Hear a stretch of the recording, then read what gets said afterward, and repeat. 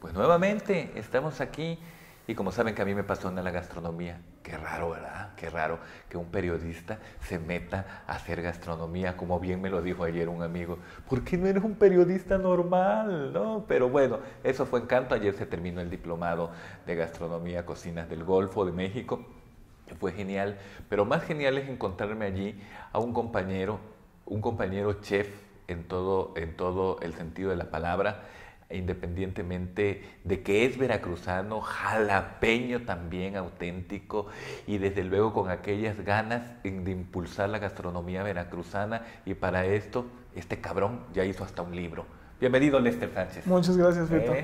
Qué milagro que andas por acá, si de tu trabajo en México. Así es, por todas las partes, andamos viajando por todas partes. Ajá. Cuéntame del libro, porque hiciste un libro muy importante sobre el uso de las rosas.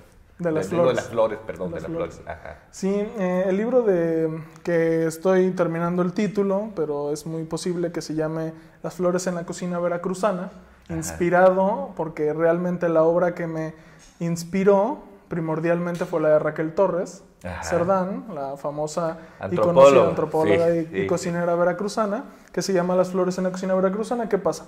Yo cuando estaba comenzando a formarme como licenciado en gastronomía, paso por una especialización en cocina mexicana en la Ciudad de México con dos grandes estudiosos, que es Yuri de Gortari y Edmundo Escamilla, y ellos nos enseñan otra perspectiva de la cocina que va más de la mano con la parte cultural, histórica y demás. Edmundo decía que para aprender gastronomía primero tenías que aprender todo lo demás, porque si no, no podías hablar de gastronomía. Entonces, ellos son una pieza fundamental porque siembran esa semillita de ir más allá de la cocina. Entonces yo desde joven quería escribir un libro de flores en la cocina, pero a mí me llamaban mucho la atención las flores que vemos ahora. Hoy en día muchos tienen la oportunidad de ver que los chefs montan platos y le ponen florecitas. Una florecita arriba, sí. Ajá. Exactamente. Entonces son especies como, por ejemplo, la flor de cebollín, la flor de albahaca y demás, y yo quería eso, ¿no? Yo quería hacer un libro de eso. Cuando comienzo a investigar ya había muchos de ellos, muchos libros de esos y muy bien hechos. Sobre todo uno que es se llama Las flores en el paladar, algo así, que es español, es muy bueno ese libro. Entonces me sentí un poco defraudado porque ya había un trabajo hecho, pero a partir de esta especialización en cocina mexicana con estos dos grandes estudiosos, es que digo, ¿y qué pasa con las flores de la cocina mexicana? O sea, ¿qué pasa? Y para esto, en lo que lo estaba pensando, estaba por un mercado de Jalapa y estaban las flores de Gasparito. Puta, que son riquísimas. Y que hay por todas partes, y hoy en día la gente ya no sabe ni cómo se comen, ¿no? Y dicen, ¿y esas cosas qué son? ¿No? Y entonces yo dije, ¿y estas flores quién le ha tomado interés? Entonces me puse a buscar libros que hablaran de flores en la cocina mexicana y encontré la obra de Raquel, pero encontré muchos otros libros que tenían referencias de flores comestibles, pero no eran especializados en el tema, es decir, solo hablaban de cocina michoacana y decían 2 o 3 flores comestibles.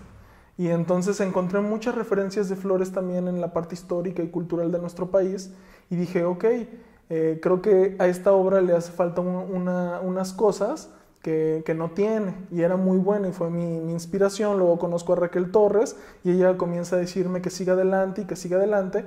Lo que pasa después es que yo hago viajes por todo Veracruz, de norte hasta el sur, buscando las flores endémicas del estado, apoyándome en gran parte con 2 botánicos, que es la doctora Lascurain y el doctor Avendaño. Órale, Así es un proceso grande. Así es, no, es muy complicado sí, como logré esto. Lo que platicábamos ayer, sobre todo, ¿no, Lester, de que la gente desconoce lo que es la historia. Así es. ¿No? La historia de la cocina, de un platillo, ¿no? Así o sea, es. Además se llega uno, y se siente uno y traga, ¿no? Así. Pero es increíble eso, que todo tenga una historia que es preciosa. Así es que a partir de la historia es que le agarras el sabor a la comida. Lo que nos pasa hoy en día es que nosotros ya solo estamos comiendo de manera monótona, ya no hay un gusto por la cocina porque ya es algo de todos los días, y entonces no buscamos más allá del plato. La cocina es eso, buscar más allá, buscar historias, buscar sabores, buscar cultura, que todo fluye a través de la cocina, ¿no? La alimentación siempre ha sido primordial en el ser humano. Entonces, ¿qué pasa? Que comienzo a hacer estos viajes con ayuda de estos botánicos. Ellos me dicen, no, es que las flores son así, así, hay nombres científicos y hay tal, tal, tal, y todas estas especies que dices realmente son dos, son nombres comunes de la misma. Entonces fue un mundo que choqué contra una antropóloga, choqué contra botánicos, y no tuve más que contextualizarme, entrar en sus mundos y comprender, y a partir de los viajes fue que ya vi todo de manera diferente. Entonces, al terminar, después de 3 años de trabajo que ya llevo con el libro, de campo y de investigación, hemos juntado 47 flores comestibles, ya registradas con nombre botánico, y casi 300 recetas de maneras de hacerlas. Órale, qué maravilla. Así es. Y solo de Veracruz. No estamos contando el resto del país. Órale, qué maravilla. Hablando de Veracruz, que tenemos una cocina extraordinaria, ¿no? De norte a sur, de todos los lados, que es maravilloso. ¿La cocina mexicana está estancada? Pues diríamos que hay una manera de fluir, o como va fluyendo nuestra sociedad. Entonces, hasta hace muchos años, la cocina era algo cotidiano, que claro, siempre ha tenido una relevancia social, cultural, histórica, pero me refiero en el sentido de estudiarla.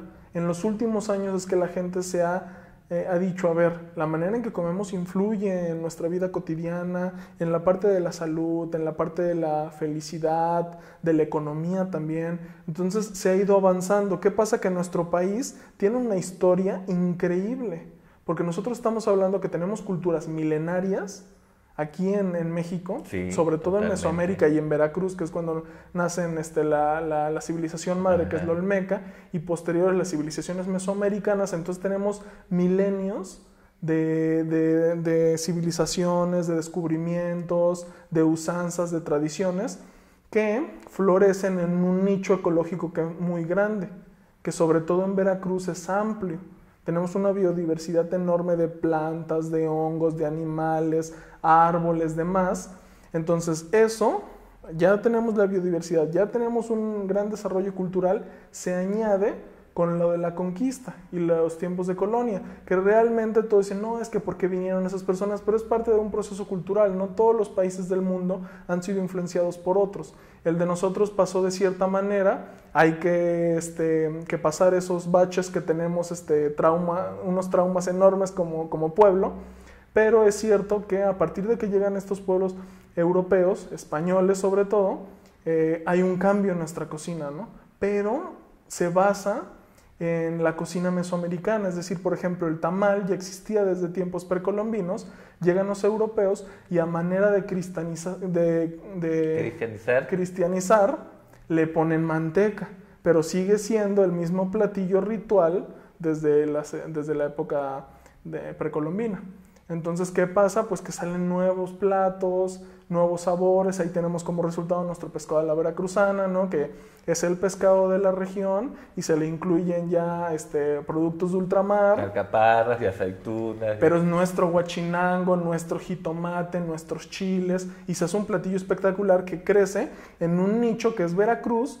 ¿Por qué? Porque aquí tenemos un puerto increíble, que los productos venían del viejo mundo, llegaban al puerto de Veracruz, se iban por mulas hasta la Ciudad de México, ahí había un enorme comercio, después se seguía hasta Acapulco, llegaba la nao de China, daba la vuelta al mundo hasta Asia, llegaban los productos de Mesoamérica y del viejo mundo allá, y nos regresaban todos los productos de Asia al nuevo mundo, llegaban otra vez a la Ciudad de México, había un amplio comercio, otra vez puerto de Veracruz, y entonces regresaban al viejo mundo.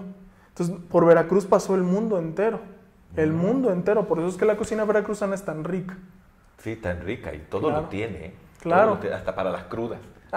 Sí, no. Todo.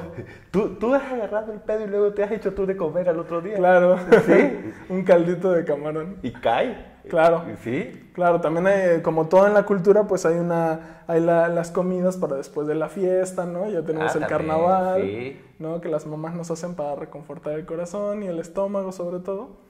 Entonces, claro que sí hay como un espacio para todo ese tipo de comida, por eso es que nuestro estado es tan rico, porque tenemos culturas que confluyen, tenemos historia, ingredientes y demás, y la geografía hace que todo sea diferente en cada rincón de Veracruz. Es decir, en Veracruz como estado no comemos igual en el norte, No, para nada. que en el centro o en el sur, en la costa, en la En montaña. la montaña, sí, desde luego. Fíjate que todo eso, ¿no? Gracias a ustedes, desde luego, ¿no? Que son los chingones en esto, pues eso me ha encantado, lo he aprendido y me ha gustado. Hubo un festival de la Huasteca que acaba de pasar aquí, se celebró ahí en los lavaderos de Jaliquique. Claro.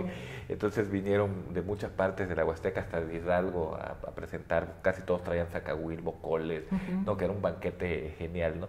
Pero sobre todo las historias. Claro. ¿No? Las historias que te contaban, ¿no? Entonces me contó una de las señoras de Papantla, me va a contar muchas historias, ¿no? Me llamó mucho la atención una, dice, de un hilito que les ponía, que dice, le dije, ¿qué bonito está tu huipil? Y me dice, sí, está muy bonito. Dice, bueno, pues este hilito, dice, aquí, de este hilito se sacaba, dice, cuando nos íbamos a casar, dice, y ese hilito se sacaba, dice, y se ponía aquí en el cuello. Dice, y de aquí se anudaba, y si te lo ponías hasta acá arriba, y si no entraba la cabeza ya eres señorita, y si ya te pasaba, ya no eras señorita. Dice, y imagínate nada más qué historias tan bonitas, ¿no? Claro. Relacionadas con la comida. Claro. ¿No? Sí, todo está todo relacionado con la cocina. Todo. Todo Claro. es. Sí. ¿Y tú tienes alguna influencia aparte de que te guste la comida mexicana? Pues me ha gustado mucho la parte de la literatura. No soy un gran escritor ni un gran lector, pero claro que me ha gustado un poco estudiar qué hay detrás de nuestra historia, de los libros y demás. Me gusta muchísimo la parte de la botánica. Creo que los temas de sustentabilidad hoy en día son muy necesarios para que nuestra sociedad avance, ¿no?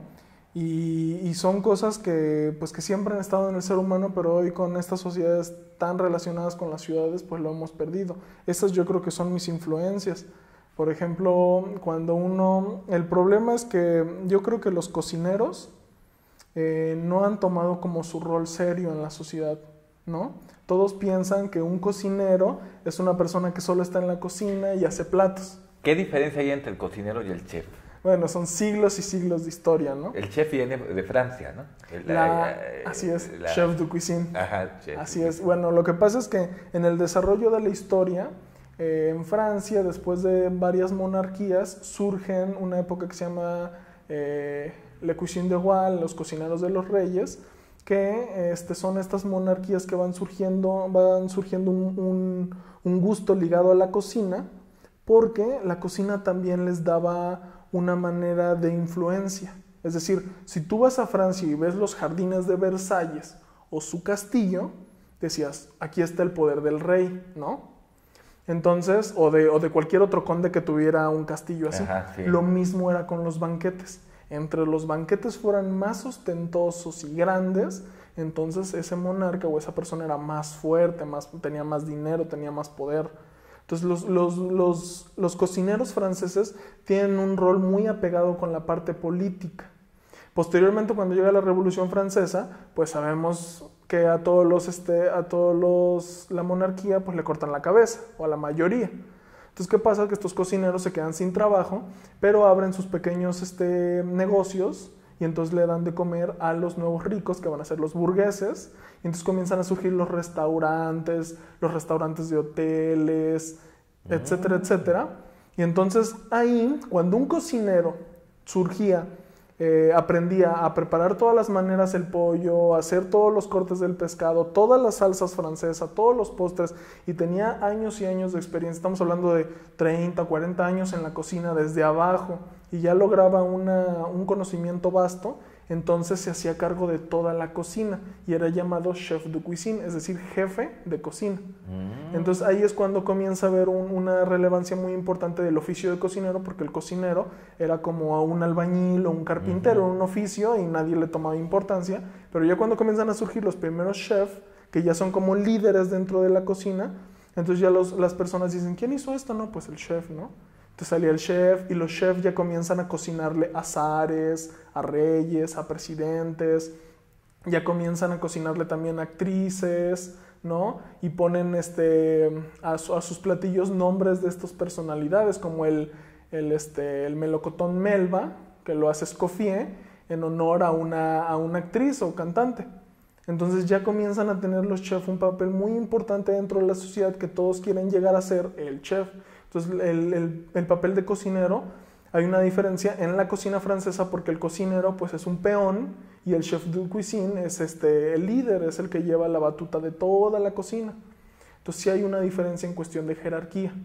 Pero ya despegándonos una parte de esta influencia francesa, pues cocineros siempre ha habido. Y en México siempre ha habido cocineros. Llegaron cocineros franceses a partir de Porfirio Díaz y un poquito antes. Incluso aquí en Jalapa tenemos registrado, creo que en 1700, un francés de oficio cocinero. O sea que ya los jalapeños ya tenían su cocinero francés y todo. Ya había también ese elitismo. Claro, claro. Entonces, pero nosotros los mexicanos siempre hemos tenido cocineros, y aunque claro que la cocina mexicana, como la cocina mundial, está más relacionada con las mujeres, es cierto, pero en la cocina mexicana también ha habido cocineros hombres, ¿no? Por ejemplo, en las haciendas los mayorales eran los que hacían las barbacoas. Ajá. O hacían los guisos grandes, hombres, no mujeres. Las mujeres hacían el resto de los platos, pero los hombres hacían los platos elegantes para fiesta, además, como esos, por ejemplo. También en algunas etnias, el caldo de piedra, por ejemplo, lo hacen hombres. Entonces creo que ahí la antropología explica que cuando son, bueno, la maestra Raquel Torres decía que cuando son platos que salen a la luz, que hay que lucir, los hombres los preparan, y cuando son platos de internos, de cotidianos, son de mujeres. Entonces hay un rol muy importante, pero los cocineros siempre han estado aquí en México. Fíjate que cuando yo probé el caldo de piedra, no fue santo de mi devoción. No es santo de mi ¿Dónde lo probaste? Lo probé en Actopan. En Actopan y todo. Pero para que nuestro auditorio de Cuadratín, ¿cómo es un caldo de piedra? ¿Cómo es un caldo de piedra? El caldo de piedra es una preparación prehispánica, o todo gira que son es una preparación que viene de esa época, por los ingredientes y por la manera tan rudimentaria de prepararla. Cambia de lugar en lugar, pero básicamente se utiliza una jícara, ¿no? Si lo han visto, que es como un cuenquito que es de la parte de un fruto, y ya limpio, ahí se pone agua, se ponen camarones crudos, se pone pedacitos de pescado crudo, cilantro, jitomate picado, cebolla picada, que puede ser cebollín del criollo que tenemos aquí en el país, y es todo. Chile picado luego también lleva.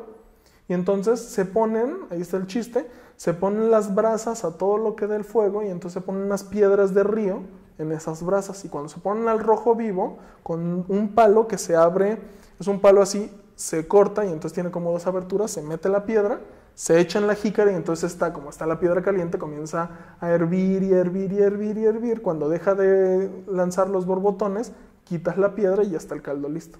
Pero tiene el sabor de la piedra. Sí, claro. Sí, porque a mí me supo. No sabe a tierra, pero sí tiene ese sabor fuerte de la piedra, como mineral. Ajá. Y pues también el camarón y el pescado se hacen su propio caldito. Entonces es muy rico. Incluso en algunos grupos étnicos todavía, creo que de la parte de Oaxaca, Chiapas, no puedo decir bien, lo hacen en piedras en el río. Es que en el río hay piedras que ya están grandes, y en los huecos que quedan ahí echan el agua a todos los camarones y echan las piedras al rojo vivo, y se hace literalmente en una olla de piedra. Ajá. Es un platillo increíble. ¿Y a ti por qué te llama la atención cuando te decides por estudiar gastronomía? Pues yo creo que desde pequeño siempre hubo una inquietud. Ya hoy en día ya mucha gente dice, yo desde pequeño, pero la verdad sí, es todos que... dicen, todos dicen que desde pequeño les encanta la cocina, y que vieron a su abuela. Y que así es. Vieron a su abuela. Exacto. Yo cuento otra historia, porque la verdad que a mí me tocó todavía una época donde los hombres en la cocina eran mal vistos. Entonces mi papá es muy machista, nunca me crié con él mucho tiempo, a los 5 años dejé de vivir con él, solo estuve con mi mamá, y mi papá era muy machista. Entonces sin querer, las mujeres también tienen ese pensamiento machista, aunque digan lo Ajá, contrario. sí, sí, Bueno, sí. entonces, los hombres en la cocina son mandilones, son homosexuales, cualquier cosa, ¿no? Fíjate que te voy a hacer un paréntesis, ¿no? Tengo una compañera también reportera que me pregunta, oye, Fito, dice, fíjate que mi hijo quiere ser chef y que nada más los homosexuales estudian chef. Digo, no seas... Sí, con una palabra, no, le dije completa la palabra, ¿no? Digo, no seas pendeja, hombre, ¿cómo crees, hombre? ¿No? O sea, no, desde luego, ¿no?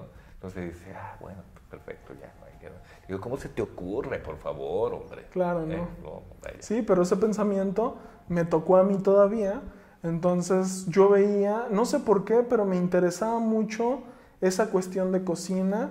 Me gustaba ver cómo mi mamá cocinaba, me gustaba ver cómo se hacían las fiestas y las personas cocinaban, me gustaba ver en la televisión a los chefs cocinar, me llamaba mucho la atención, pero yo tenía miedo. Entonces cuando era pequeño, tenía como 7, 6 años, mi mamá me pregunta qué quería estudiar, porque el sueño más grande de mi mamá era que yo hiciera una carrera profesional. Entonces yo le dije con mucho miedo que quería algo relacionado con la cocina. Yo pensé que mi mamá me iba a desheredar o me iba a matar en ese momento, pero la reacción de mi mamá fue muy noble y me dijo, ok, hijo, voy a buscar una carrera relacionada con eso. Y como a la semana me dijo que había una carrera que se llama gastronomía y que los que terminaban esa carrera pues eran chef. Y desde ese momento pues me fascinó y yo dije que eso quería hacer, que eso quería hacer. Sigo estudiando y conforme voy avanzando en mi vida académica, sigue en mi presente todo eso, pero también me comienzan a llamar a otras carreras como relaciones internacionales y demás. Entonces digo, no, tengo que meterme a un restaurante para ver cómo es. Y tenía un amigo que quería estudiar lo mismo, estuvo en un restaurante y no le gustó. Entonces a mí me causa miedo y digo, no voy a ser que a mí tampoco me guste. Entonces me meto a los 15 años a trabajar a un restaurante y resulta que me fascinó, me encantó. Salí cortado, me pegué, me regañaron, pero a mí me encantó ese ir y venir de platos, Sí, los clientes, la bonito, cocina. sí. Es un ritmo tan bonito de trabajo que me encantó y dije, no, me enamoré. Desde ese momento estudié y trabajé, estuve en varias cocinas de restaurantes, aquí en Jalapa, en Veracruz. Ya cuando comencé a avanzar en mi carrera de gastronomía, ya también estuve en restaurantes de hoteles, estuve en México y ya posteriormente cuando salgo de la carrera, pues ya tengo una amplia experiencia en restaurantes porque siempre me gustaron mucho. ¿Cómo se rescata la comida veracruzana?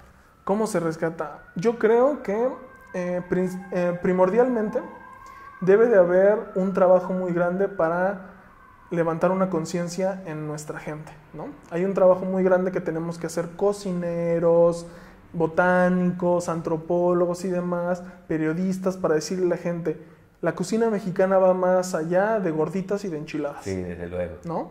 Hay quelites, hay que saber qué variedades de quelites tenemos, qué variedades de hongos, por qué es que esta salsa se hace así, por qué este mole se hace así, cuál es la historia que hay allá. Un trabajo muy grande para decirle a la gente que despierte, ¿no? Que hay algo más que lo que conocemos todos los días y que regresen a esa manera de cocina tradicional. ¿Por qué? Porque la cocina tradicional es un todo que funciona perfectamente. Es decir, si nosotros cuidamos la cocina y cocinamos y comemos eso todos los días, tenemos que cuidar los productos. Entonces, muchos hongos, por ejemplo, en perote o en songolica, están comenzando a desaparecer. ¿Por qué? Porque la gente hay una tala inmoderada Sí. y los hábitats donde antes surgían estos hongos, ahora ya, por ejemplo, me contaban las señoras de Songolica que antes ellas en los bosques lograban recolectar hasta 50 cajas de madera de hongos y los vendían, ¿no? A 3 pesos el montoncito o a 1 peso, ¿no? Hace 20 años. Y hoy en la actualidad ya van y en el mismo terreno donde antes sacaban 50 cajas de hongos, solo sacan 1 caja de hongos. Entonces, ¿qué pasa? Pues que estamos perdiendo animales, quelites, hongos, variedades de maíces y demás, que si nosotros nos preocupamos por la cocina, entonces tenemos que preocuparnos por el medio ambiente. Claro. Ahora, sí. Los platillos también, la manera de hacerlos, por ejemplo, un buen mole o unas buenas enchiladas rellenas de hongos o los tamales chocos, si nos vamos para el sur, el tamal de cazuela. Todas esas variedades de guisos van de la mano con con con una convivencia familiar. Es decir, desde que todas las mujeres dicen, vamos a hacer el tamal de cazuela, y todas están ayudando con el pollo, ayudando con la masa, que con las hojas, que a cuidar, y en ese momento hay una plática. Oye, que qué pasó, que no sé qué, que sabes qué le pasó a tal persona. Eso es lo importante en la cocina también, que se ha perdido.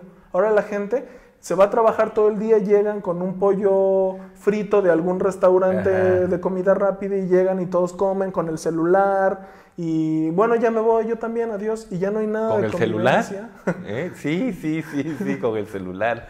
Ya no hay convivencia familiar, ¿no? Ya no hay esa sobremesa que antes había, donde los niños aprendían las historias de los grandes. Ya cada vez hay un individualismo muy grande que la cocina tradicional combatía.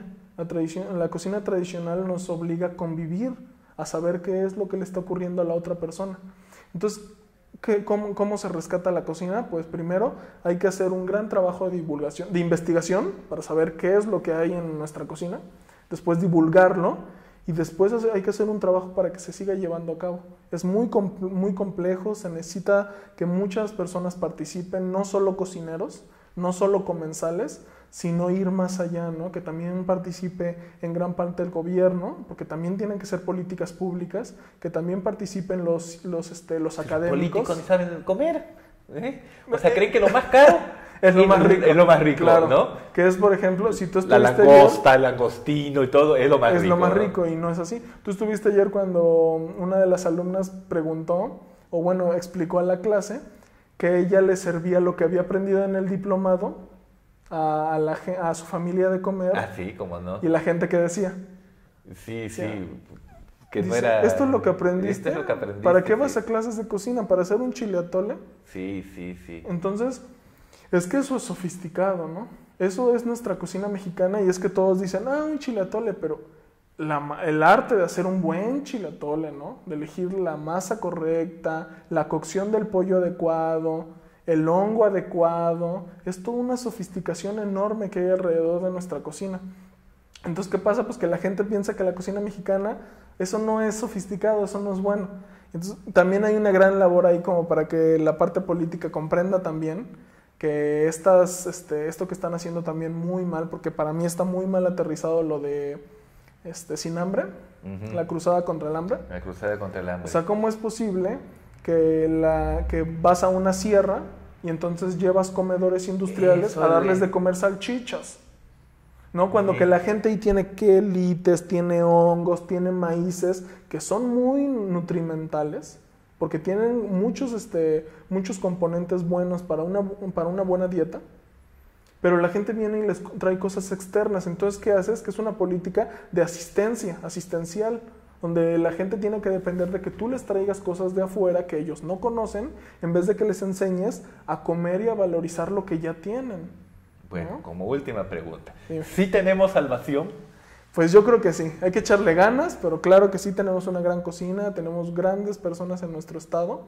Yo creo que hay mucho que hacer, pero pues ya lo estamos haciendo, ¿no? Ya hay personas trabajando en ello y esperemos tener resultados pronto.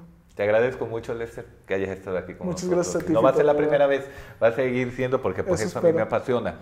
Ojo, políticos, hay que caerse también para apoyar todo lo que es la gastronomía veracruzana. Recuerden, aquí, en Cuadratín.